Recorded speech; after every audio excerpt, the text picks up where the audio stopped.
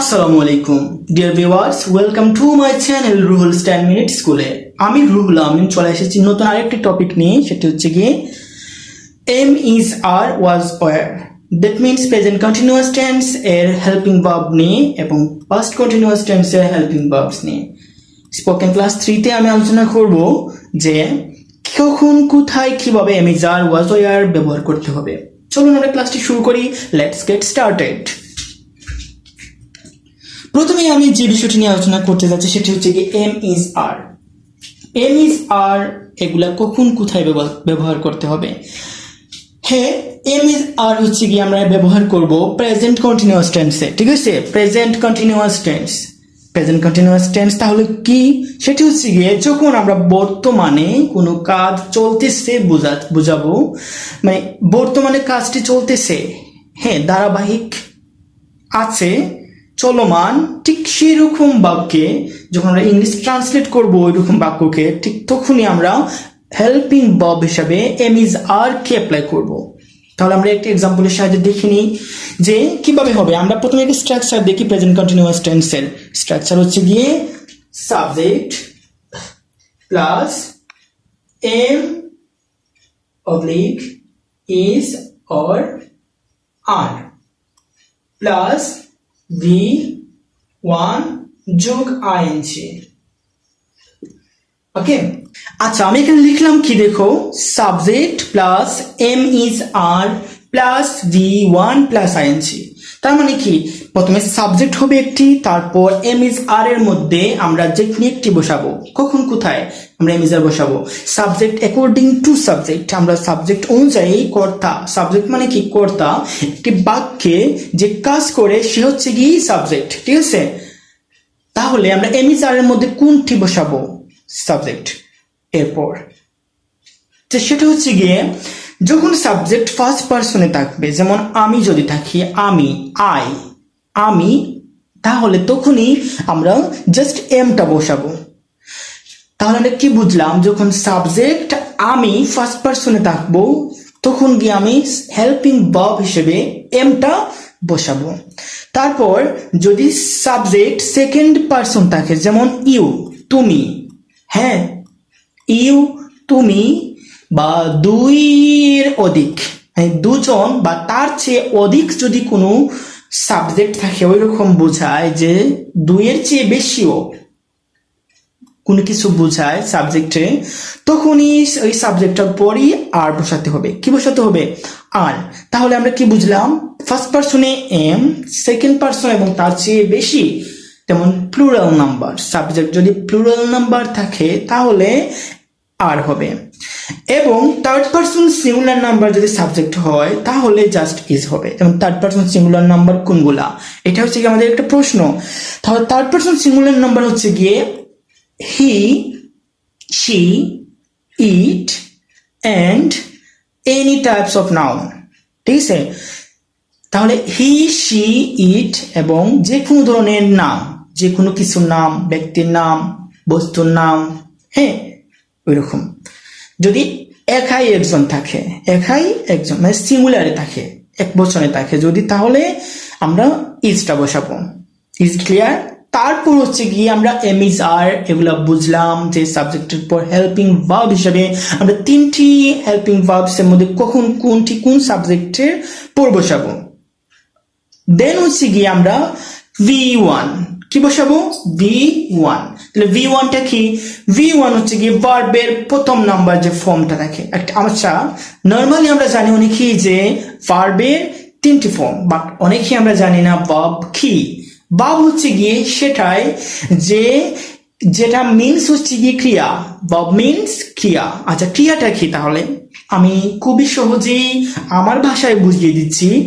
ক্রিয়া হচ্ছে গিয়ে বাংলা একটি বাক্যে যে শব্দটা, ইয়েস, একটি বাক্যে যখন একটা শব্দ দ্বারা একটা বাক্য শেষ হয়ে যায় বোঝায়, তখনই ওই শব্দটাই হচ্ছে গিয়ে ক্রিয়া। আচ্ছা, অনেক লম্বা করে আমি সংজ্ঞাটা দিয়ে দিচ্ছি, তাই না? আচ্ছা, আমি একটু আরো ইজিলি বোঝানোর চেষ্টা করতেছি যে, যেমন আমি ধরলাম আমি ভাত, ওকে, আমি ভাত। আচ্ছা, এরকম কি একটা ফ্যান্টাসাইজ হয়ে যায় না যে কিরকম অদ্ভুত কল্পনার মতো, হ্যাঁ? না, আমি ভাত কিভাবে হতে পারি? এটা সাবজেক্ট কখনো ভাত হতে পারে না। আমি তো বিশেষ করে কখনো ভাত হতে পারি না। তাহলে কি এই বাক্যটা গ্রিক বাক্য? এটা না, এটা সম্পূর্ণ একটা বাক্য নয়। আমরা যদি এই বাক্যটা কমপ্লিট করতে চাই তাহলে আমি ভাতের পর খাই দেওয়া লাগবে। কি দিতে হবে? খাই। তাহলে আমি ভাত খাই, তাহলে এই খাইটা দেওয়ার পরপরই কিন্তু আমার এই সেন্টেন্সটা যে কমপ্লিট হয়েছে বোঝা যাচ্ছে। আমি অন্যকে কিন্তু এটা বোধগম্য করাতে পারছি, অন্যও কিন্তু বুঝতেও পারছি যে আমি কি বলতেছি তাকে। ঠিক আছে, আমি বাক্য দ্বারা সুস্পষ্টভাবে ধারণা দিতে পারছি যে আমি কি বলছি। আমার মনের যে বহিঃপ্রকাশটা কিন্তু খুব ক্লিয়ারলি বেরিয়ে আসছে যে আমি ভাত খাই, এটা হচ্ছে কি আমার মনের বহিঃপ্রকাশ। Is it clear? তাহলে দেখো এখানে আমি ভাত খাই, এই বাক্যের মধ্যে খাইটা হচ্ছে গিয়ে ভার্ব, তাহলে এইটাই হচ্ছে গিয়ে আমাদের ক্রিয়া। তাহলে এই ভার্বের ইংলিশটা আমাদেরকে জানতে হবে। ওই ভার্বটার প্রথম যে রূপটা থাকবে, প্রথম যে ভার্ব, একটা হচ্ছে গিয়ে প্রেজেন্ট ফর্ম, আর একটা হচ্ছে গিয়ে পাস্ট ফর্ম, তারপর হচ্ছে গিয়ে পাস্ট পার্টিসিপল ফর্ম। ওকে, তাহলে প্রেজেন্ট ফর্ম হচ্ছে গিয়ে V1, পাস্ট ফর্ম হচ্ছে গিয়ে V2, এবং পাস্ট পার্টিসিপল যে ফর্ম থাকবে সেটা হচ্ছে গিয়ে V3। আমরা সংক্ষেপে এরকম বলি, V মানে ভার্ব, 1 মানে প্রথম। ওকে, তাহলে আমরা কি করতে পারি? আমরা ভার্ব বুঝলাম, হেল্পিং ভার্বের ইউজটা বুঝলাম, এবং সাবজেক্টও বুঝলাম। কখন ওই সাবজেক্ট অনুযায়ী হেল্পিং ভার্বগুলো বসাতে হবে। তারপর এখন আমরা দেখবো যে এখানে কি আছে, আইএনজি, মানে ওই যে ভার্বের প্রথম যে রূপটা থাকবে, প্রথম যে V1, ওই ভার্বটার সাথে আমাদেরকে আইএনজি যোগ করতে হবে। এটাই তো দ্যাটস ইট। এতটুকু হয়ে গেলে আমাদের একটা সেন্টেন্স কমপ্লিট হয়ে যাবে। তাহলে আমরা একটু এক্সাম্পলের মাধ্যমে দেখে নেই যে কিরকম এরকম স্ট্রাকচারটা আমরা অ্যাপ্লাই করতে পারি একটা সেন্টেন্সে। দেখো, লেটস সি।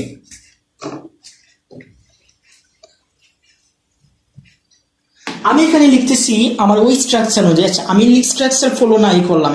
আমি এখন একটি চলমান, বর্তমানে চলতেছে ওইরকম একটি আমি বাক্য লিখি, আমার মনের ভাবটা আমি প্রকাশ করি এখন। হ্যাঁ, আমি তোমার জন্য অপেক্ষা করতেছি। কি হবে? আমি তোমার জন্য, আচ্ছা, আমি অপেক্ষা করতেছি, জাস্ট এতটুকু আমরা লিখি। আমরা এক্সটেনশন ওগুলো নাই দিই, ঠিক আছে? প্রিপোজিশন এক্সটেনশন নাই দিলাম। আমি এখানে লিখতেছি যে আমি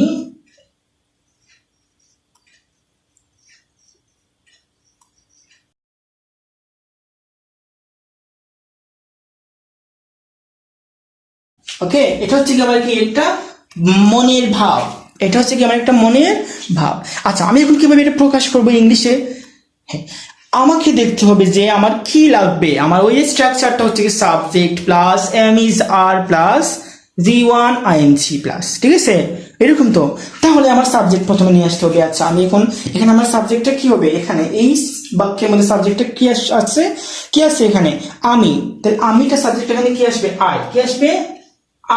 আইটা হচ্ছে এখানে আমার সাবজেক্ট, এখানে হচ্ছে কি আইটা আমার সাবজেক্ট। ওকে, আই, ঠিক আছে?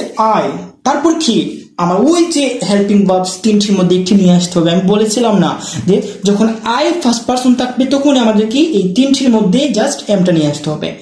তাহলে আমি এমটা নিয়ে আসলাম এখানে, এম, আই এম। ওকে, তারপর কি আনতে হবে? ওই যে আমার ক্রিয়াটা দেখতে হবে। আমার ক্রিয়াটা এখানে কি? ভার্বটা এখানে হচ্ছে গিয়ে অপেক্ষা করা। অপেক্ষা করাটা আমার কি এখানে?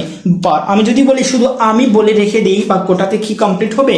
না, অপেক্ষা করাটা এটা বলতে হবে। আমি এখন অপেক্ষা করছি, ঠিক এই মুহূর্তে আমি অপেক্ষা করছি, মানে চলমান, অপেক্ষাটা এখনো করতেছে, কাজটা এখনো চলতেছে না। আচ্ছা, তাহলে দেখো এখানে আমার কি করতে হবে? ওই ভার্বটার ইংলিশটা আমাকে দেখতে হবে যে V1 এ কি আসছে, V2 তে কি আসছে। আমার V2 দেখা লাগবে না, আমার V2 পরে দেখলেই হবে। কিন্তু আমার এখন এই মুহূর্তে কি প্রয়োজন? আমার V1টা প্রয়োজন দেখাটা। তাহলে আমার এই যে অপেক্ষা করা, এটা ইংলিশ কি? ওয়েট। কি? ওয়েট। তাহলে এটা আমার V1 এ কি আছে? ওয়েটই আছে। কিন্তু V2 তে কি আছে? ওয়েটেড। V3 তেও সেম ওয়েটেড। তাহলে আমার প্রয়োজনটা কি? জাস্ট V1টা। তাহলে ওয়েট, আই ওয়েট। কি হবে? I wait. Is it clear? I wait,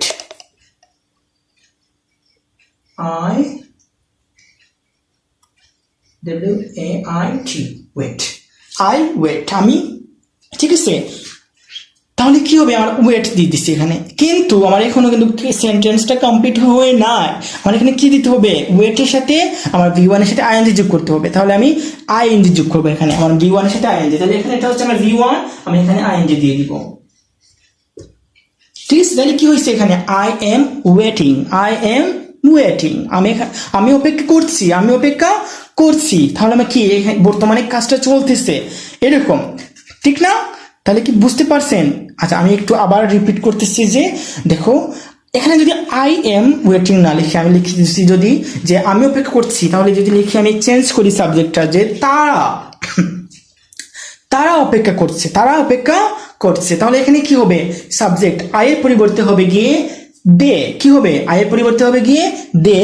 তারপর কি হবে, এখানে এম এর পরিবর্তে হবে গিয়ে আমি বলেছিলাম না যে সাবজেক্ট যদি প্লুরাল হয়, থার্ড পারসন সিঙ্গুলার নাম্বার নয়, যদি প্লুরাল হয়ে যায় মানে দুইয়ের অধিক, দুই বা তার অধিক যদি সাবজেক্ট বোঝায়, তাহলে ওইটার অনুযায়ী আমাদের হেল্পিং ভার্বটা আনতে হবে আর। তাহলে এখানে আমার কি হবে, দে যদি সাবজেক্ট লিখি তাহলে আমার এখানে আনতে হবে কি আর, দে আর। আর আমার যে ভার্ব ভি ওয়ান যেরকম আছে আইএনজি ঠিক সেরকম আমার রাখতে হবে, তাহলে আমার সেন্টেন্সটা প্রপারলি হয়ে যাবে।